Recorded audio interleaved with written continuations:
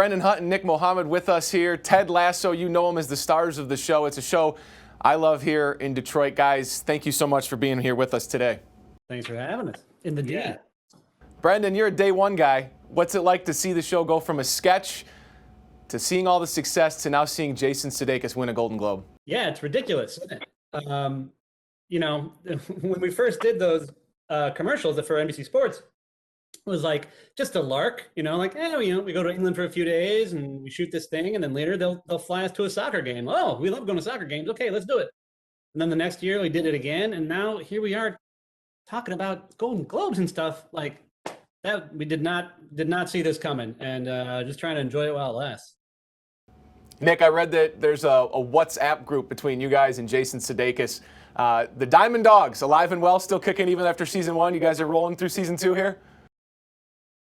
Yeah, so we're about halfway through shooting season two, sorry, and it's everyone's going about with a bit of a spring in their step, because it's just an absolute delight that the show has been so well received and people seem to have really taken it to their hearts, and we're excited about it kind of getting out there. I think late summer maybe is when I'm hearing it might go out, but yeah, it's a true joy to be a part of, and we've all been kept on our toes. I've seen that obviously we've shot now the first 6 episodes pretty much, and but I haven't seen the 7 to 12 yet. I know roughly what's going on, but it's so exciting when you get sent the next episode you're about to shoot. You're like, what's going to happen? So yeah, it's exciting times.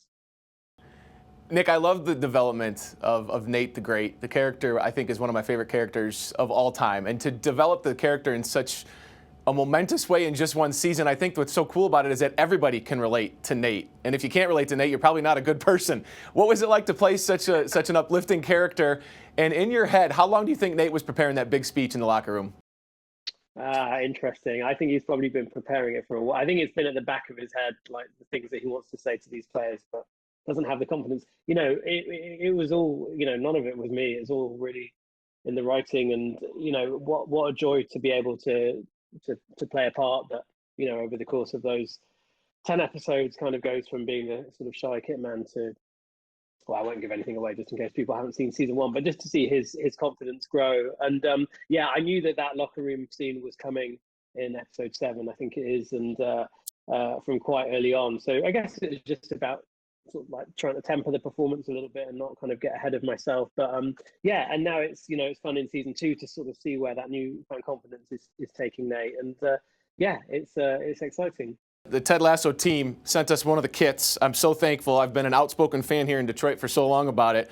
So first of all, thank you to your entire team. And Brendan, I have to ask you, I know you're a Chicago sports fan. Could Ted Lasso save the Detroit Lions? My friend, nothing can save the Detroit Lions. And you know this. I mean, I'm shocked looking at the NFC North, NFC Central, as I have my whole life. Like, it seems to have rotated a bit, like the Bears were really good for a while, and then the Packers get good and the Vikings are really good. And like the Lions, you tell me what's happening here. The Lions have been good for like brief, tiny periods. They don't get their turn on the carousel for whatever reason. And I got friends from Detroit, and Joe and Jason, two of the creators of the show with me, like they're two of the main guys behind Detroiters. Like the positive energy of Detroiters is what makes Ted Lasso what it is to a degree. So I want that positivity to be returned to the blue and silver, at least a little. Get your turn, get your modicum. What's happening, Brad? If Ted Lasso has any friends that could come save the Lions, let me know on that one. What's been the coolest shout out or shout outs you've gotten from some people from different corners of the world where you've just gone, oh my gosh, I can't believe so-and-so just messaged me or posted about the show or said something nice about Ted Lasso? Wow.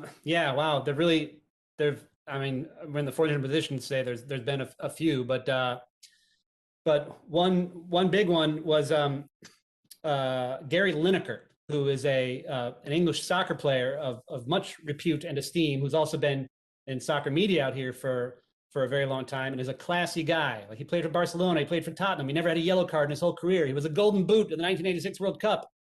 And soccer media in England is like the last bastion. Like, are we going to get through to these people? And so when Gary Lineker came out and said that he liked the show, that was really cool of him to do. You guys are the best. Can't wait for season 2. Thank you so much. Thanks, Brad. Thank you.